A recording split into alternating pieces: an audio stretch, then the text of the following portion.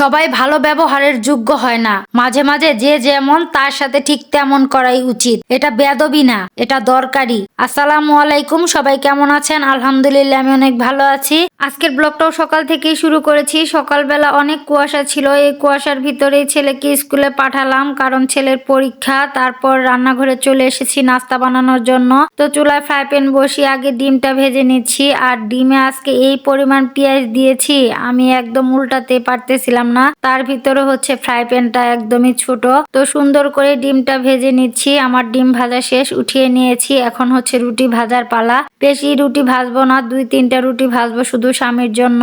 তো স্বামী বলতেছে যে একটু কড়া করে রুটিগুলো ভাজতে। তো সুন্দর কড়া করেই ভেজে নিয়েছি। নাস্তা রেডি করে দিয়ে তারপর আবার কাটা বাসায় চলে এসেছি দুপুরের। তো আজকে কচু শাক রান্না করব ইলিশ মাছের মাথা দিয়ে। অনেকগুলো কচু শাক নিয়ে নিয়েছি, এখন সুন্দর করে কেটে নিচ্ছি। কচু শাকগুলো কেটে এখন কলা কেটে নিচ্ছি। কলার তরকারি স্বামীর নাকি এত ভালো লাগে, তো কলা দিয়ে ইলিশ মাছ রান্না করব। পরে আবার কলা কেটে বসে পড়েছি পেঁয়াজ রসুন কাটার জন্য।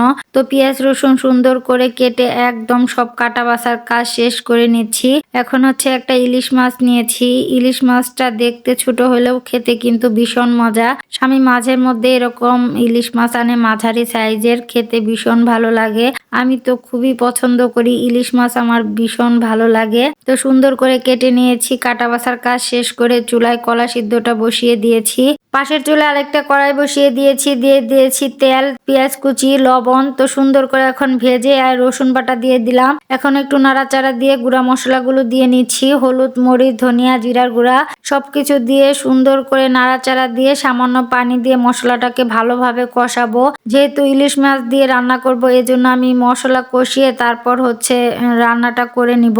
এমনি তো কচু শাক সিদ্ধ করে পরে বাগার দেই, আজকে এমন করে কষিয়ে তারপর হচ্ছে পরে আবার বাগারটা দিয়ে নিব। তো সুন্দর করে মশলা কষিয়ে মাছটাও দিয়ে দিয়েছি। এখন হচ্ছে নাড়াচাড়া দিয়ে তারপর কচু শাকগুলো দিয়ে নিচ্ছি। তো সুন্দর করে হচ্ছে কচু শাকটা আগে ভালোভাবে সিদ্ধ করে তারপরে বাগারটা দিব। এদিকে পাশের চুলায় হচ্ছে আমি মশলা কষিয়ে নিয়েছি, মাছগুলো দিয়ে দিলাম। এখন মাছগুলো ভালো করে কষাবো। আমার মাছ কষানো শেষ, তো এখন সুন্দর করে উঠিয়ে নিচ্ছি। মাছটা খেতে যে কি মজা কি আর বলবো। তো যাই হোক, এখন হচ্ছে কলাগুলো কষিয়ে নিব। আমার কলার তরকারি একদমই ভালো লাগে না, এ কারণে অনেক কথাই শুনি, ভালো জিনিস আমি খেতে পারি না। স্বামী যে কত কথা শোনায়। তো এখন হচ্ছে কলাটা ভালোভাবে কষিয়ে তারপর হচ্ছে ঝোলের পানিটা দিয়ে নিচ্ছি। তো কিছুক্ষণ হচ্ছে জাল করে তারপর হচ্ছে মাছগুলো দিব। আর পাশের চুলায় কচু শাকটা কিন্তু আমার হয়ে গেছে।